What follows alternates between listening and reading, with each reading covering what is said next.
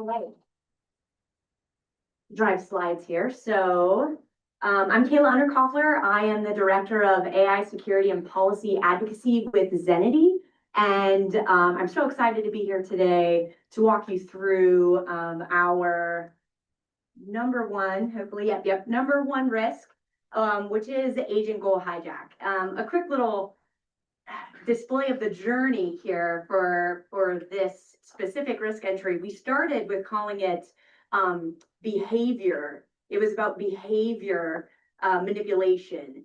And that was pretty fun to write the first, like, let's get this started bit of content, because the idea of going through, well, what is behavior for an agent is layered, right? And we were trying to keep these ingestible and easy to use. And so throughout the process of the first entry to what we have in the final version, it's changed to agent goal hijack, which is the perfect description, really, because when if you're going to define something, you can't use the name, which is actually a fun challenge. And okay, how else can I describe agent goal hijack? Because we did a great job naming it, right? So this is all about malicious actors taking over or subverting. Let's say that's another word I've seen a lot used to describe this, the goals of the agent. So and the actions of the agent, what it's doing behind the scenes. So how does this happen?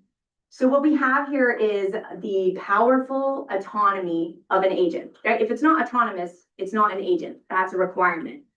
And the power that it has to reason and plan and make sure that it executes for its goals makes it just a powerful entity within the organization. And when you combine that with the inherent weakness of artificial intelligence, agents being built on top of AI, also a requirement here, this is the fact that agents and the model underneath cannot differentiate between the context and new commands.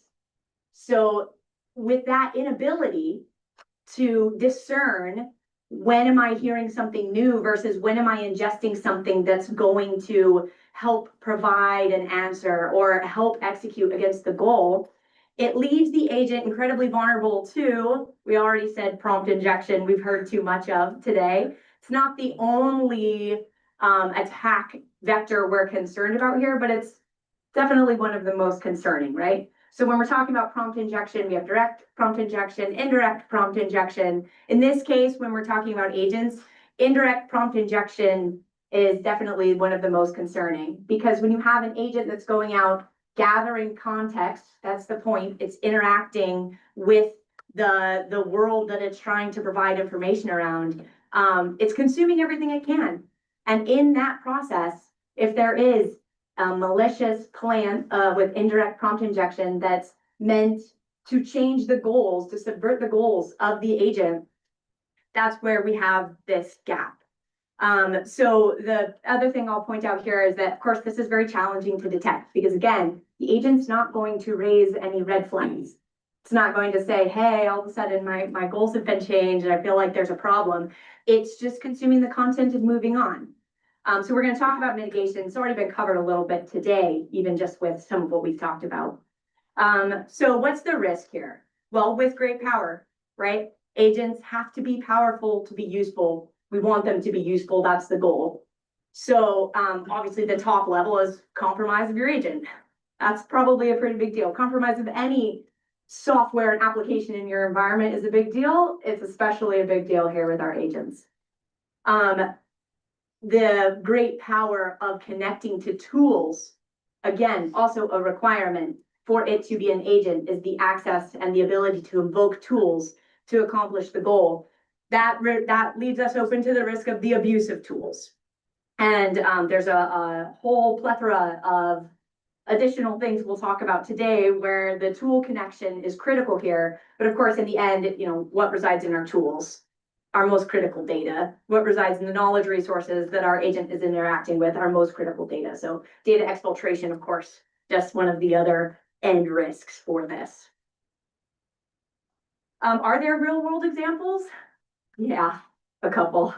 So this, started with the beginning days where You could use prompt injection to get the model to say something it's not supposed to. Very quickly has progressed to the AIM security team with Echo Leak, with the first zero-click vulnerability for AI agents. Over this summer, the Zenity team released Agent Flare, which was a zero-click attacks against every prominent agentic platform that we have today. So the scale and the rapid pace of the actual exploitation of this over the past X amount of years, like 5 max, is incredibly impressive. It's one of those journeys that's a little terrifying.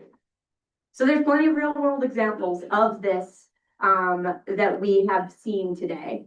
So let's talk about mitigations really quick. First thing is we cannot build a moat here. There is no silver bullet fix for subverting the goals of the agent.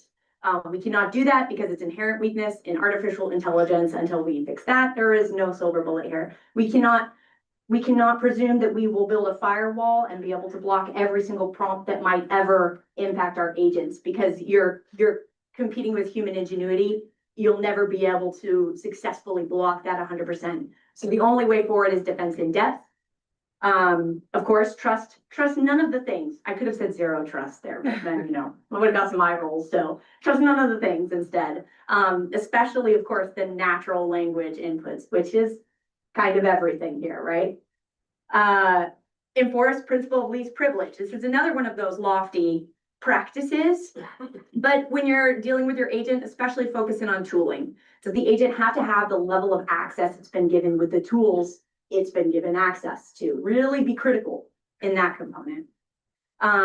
Make sure that human in the loop is a critical aspect of the mitigations. There, especially here, that's again one of those foundational mitigations for AI in general today. But when we're talking about agents, there should be a review process for changes to goals, as well as high impact actions. So if you know that there is a critical action that this agent will take, there should be a human in the loop to be able to review changes or the actual execution of that action.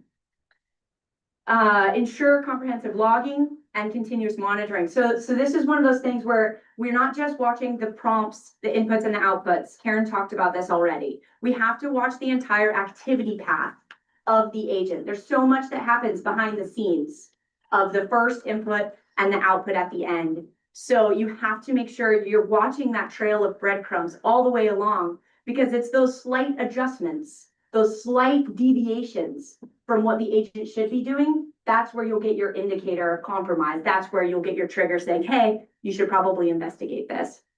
And the last one here is we've talked a lot about today about the human, like agents are an extension of human interactions, right? Of within our networks. They're a new component to insider threat.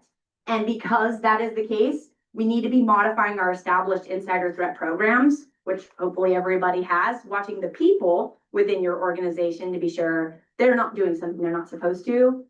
Agents now need to be a part of that as well. It will be a new dynamic. It will be different. It will either extend the program or you'll have a sister program specifically for agents, but that's a key part of ensuring we have holistic coverage.